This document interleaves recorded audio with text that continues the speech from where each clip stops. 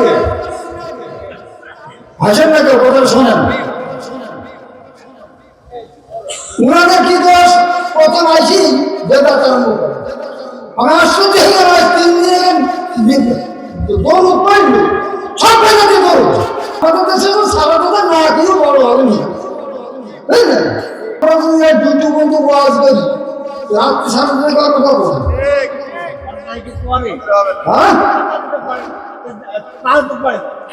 আরে খাবেন এরকম বিভ্রান্তিমূলক কথা বলে তো হবে আলেমদের।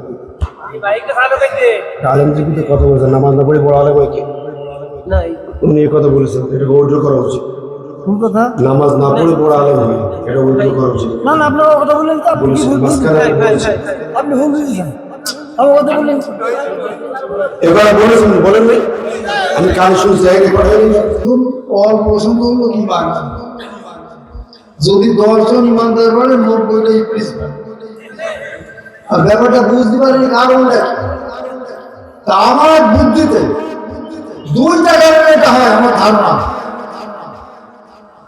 1 নম্বর হলো যারা শুনতে আসে এদের মাথার মধ্যে আগেতেই একটা চিন্তা চেতনা গাইতে রাখে।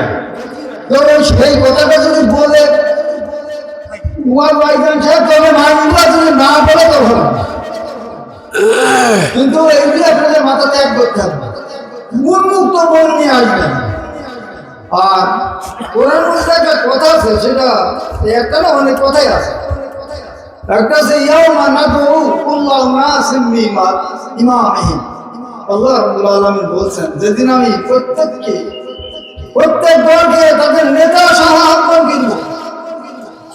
আচ্ছা, নেতা যদি জাহান্নামে যায়, তার অনুসারীরা কোন যাবে? রেলের ইঞ্জিন যদি খাদা পড়ে, বগিরা কোন থাকবে? এক জেহাদে একজন সাহায্য গ্রহণ করেছে। এক সাহাবী রাসূলুল্লাহ ইয়া রাসূলুল্লাহ, এরকম প্রায় 8-10 জন কাফেরকে হত্যা করেছে, জান্নাত। রাসূলুল্লাহ কি করে জানি জান্নাতি? ওই জান্নাত। তখন বলছে কারণ নাকি এইভাবে জেহাদ করলেন উনি? রাসূল একটা গনিমতের চাদর চুরি করছিল, সে চাদর আগুনে চাদর উঠে জড়িয়ে আছে। আরে ভাই, যে দেশের নেতা হাজার হাজার কোটি টাকা চুরি করে এরকম যাবে, এটা চাদর চুরি করতে জাহাজ পাওয়া যায়, হাজার হাজার কোটি টাকা চুরি করে কোথায় যাবে? আর তাদের অনুসারীরা তাদের 5 বছর যায়। আর যদি কেউ বলে যে নামাজ আপনাকে বেহেশতে যাওয়া যায়, এই কথাটা ভুল।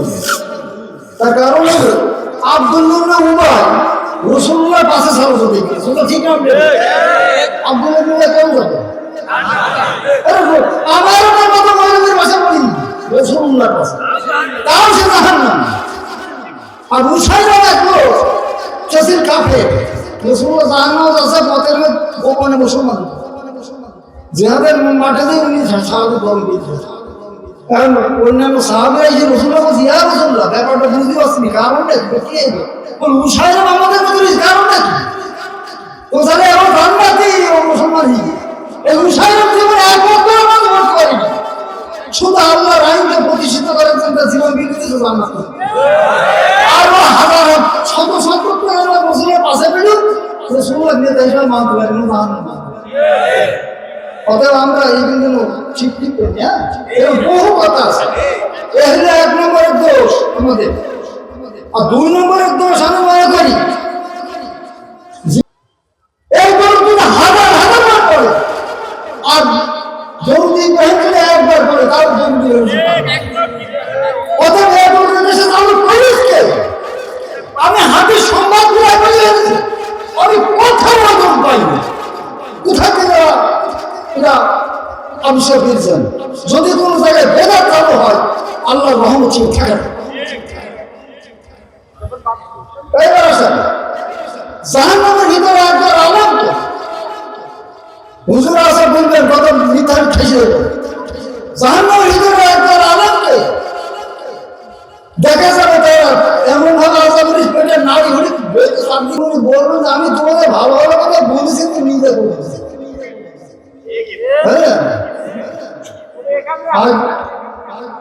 থামে আমার বুদ্ধি। তারপর আল্লাহ পাক কোরআন মজিদে বলছেন ওয়াল্লাযীনা ইয়াবিতুনা লিরাব্বিহিম সুজ্জাদান ওয়া কিয়ামা।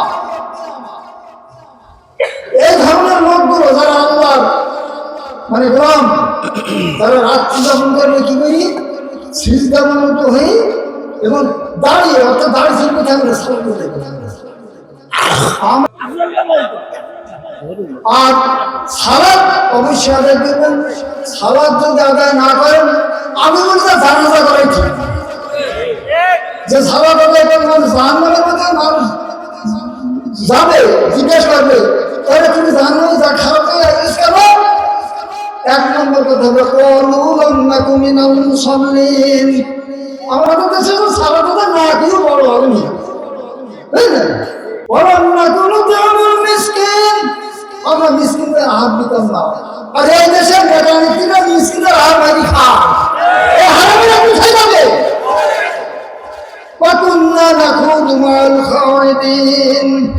এই দোষটা আমাদের কিন্তু অনেক আছে। যারা ইসলামের পথে থাকে তাদের আমরা সমালোচনা করতাম, তাদের পাশায় কাটিয়ে না আছে আমাদের দেশে। এই ধরনের বৈজ্ঞানিক ক্ষমতা তারা যাবেন না, মুসলমান না, জানা যায় মুসলমানের জন্য, জানার জন্য। আল্লাহ আমাদের সবাইকে সরল সঠিক করতে থাকা তৌফিক দান করুন। আর একটা কথা বলে আল্লাহ বলছেন তোমরা পরস্পর কল্যাণমূলক এবং ভালো কাজে একে অপরকে সাহায্য সহযোগিতা করো, অকল্যাণের কাজে একে অপরকে সাহায্য সহযোগিতা করুন না। আপনি বলেন তাই তফসিল মাহফিলে কি কল্যাণ দরকার না অকল্যাণ দরকার?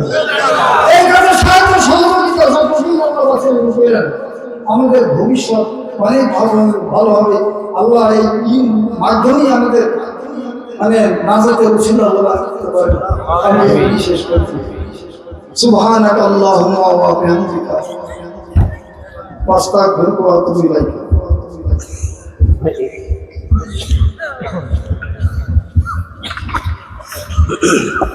মাইকে কথা বলতে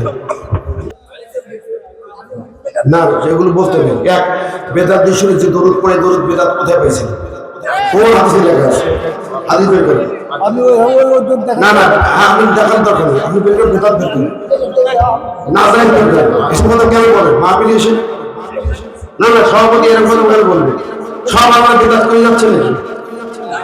দরুদ ইব্রাহিম শুধু নামাজের জন্য, দরুদ ইব্রাহিম নামাজের বাইরে যে কোনো দরুদ পড়তে পারবে। আমি বলবো নিয়ে আসেন, আমি হাদিসের কিন্তু হাফেজ। এরকম কথা কেন বলে সভাপতি? এরকম কেন এরকম বলতে না? আলেম দিবিদের কথা বলতে এরকম ঠিক বন্ধ করে, বন্ধ করে ছোট করবে। এই সমস্ত তরুণ নিয়ে খুঁজাখুঁজি বন্ধ করেন, হাত বাঁধালে খুঁজাখুঁজি বন্ধ করেন, কথা বলেন। এবং না বল ইবাদত বন্দেগী নিয়ে এই সমস্ত খুঁজাখুঁজি খুঁজাখুঁজি বন্ধ করেন। আল্লাহ হেফাজত করবে।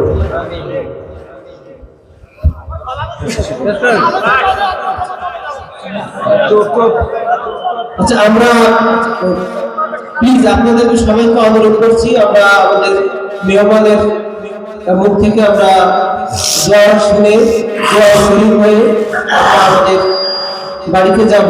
আল্লাহ রাব্বুল আলামিন আমাদের সবাইকে যেন আমাদের বাড়ি পর্যন্ত ভালোভাবে পৌঁছানোর তৌফিক দান করেন। এ কথা বলে আমি আপনাদের সামনে থেকে বিদায় নিচ্ছি।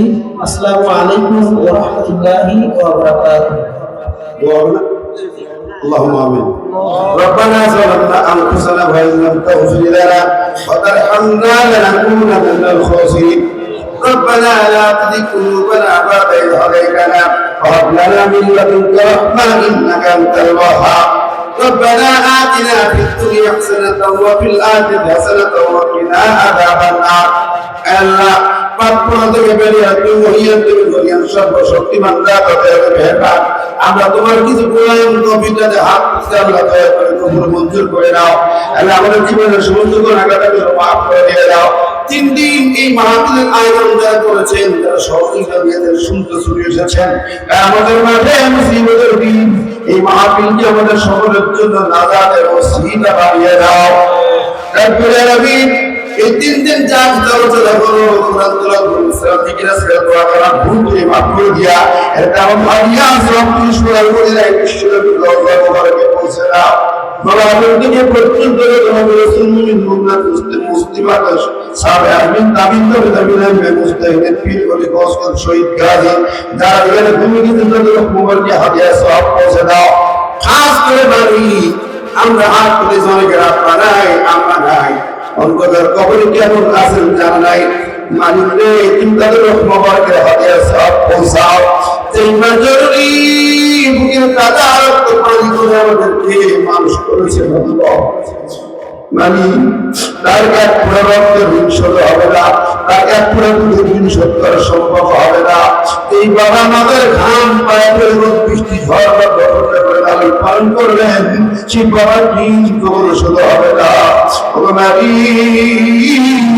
আমাদের আত্মপাদার অন্তর্গত দিয়েছেন তাদের খবরকে হাদিয়া সওয়াব পৌঁছে দাও আমরা যাদের পিতা মাতা বেঁচে আছে খেদমত করে জান্নাত কেনার তৌফিক দাও আল্লাহ তাআলা হাত তুলে প্রতিদিন মাকসুদ জায়গা কবুল করে দাও যার যাদের কাছে যন্ত্র রহমত দূর করে দাও যারা অসুস্থ শিবের কাবের সেবা আজরা দাও যারা বিপদ আছে বিপদ মুক্ত করে দাও আল্লাহ আমি তো হজে খাস করে আমার কলিজা ফিরে যায় আমার মা জরুরি বড় অসুস্থ হওয়ার গতকাল মাহফিল করে ভাবে ফিরেছে মা শুধু খোকা করে প্রশাসন কাটতে থাকে আল্লাহ মায়ের সঙ্গে দেখা গেলে মায়ের জন্য চিকিৎসার ব্যবস্থা করা করে আবার এসেছে মা তো আছে তুমি দোয়া করো সবাইকে দিয়ে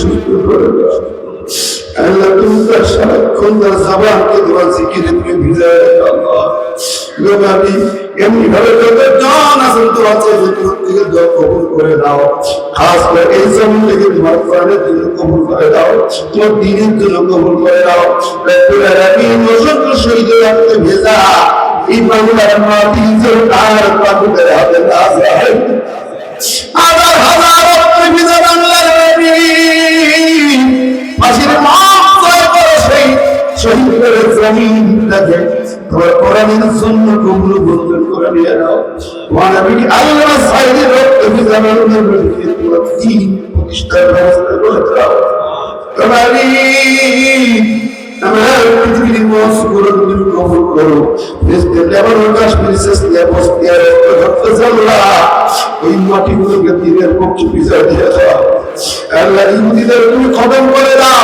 ইসরায়েলকে নিশ্চিহ্ন করে দাও 180 কোটি মুসলমানকে করতে পারে তোমার মুখবাণী করে দাও আল্লাহ তুমি আমাদের কলিজাকে জিহাদের জন্য কবুল করো শহীদ তামান্না দিয়ে করে দাও জানি না কখন ডাকবে তুমি মাওলা হতে পারে এই দোয়া সেই দোয়া আগামীকাল হাত উঠবে না জানি না কে মাওলা মালিক তোমার দপ্তরে ফরিয়াদ করি যখন তুমি ঘরে পাঠাবে ঘরে বসে মৃত্যু দিও না হাসপাতালে ফেলে দিও না করোনায় মৃত্যু দিও না ডেঙ্গু জ্বরে মৃত্যু দিও না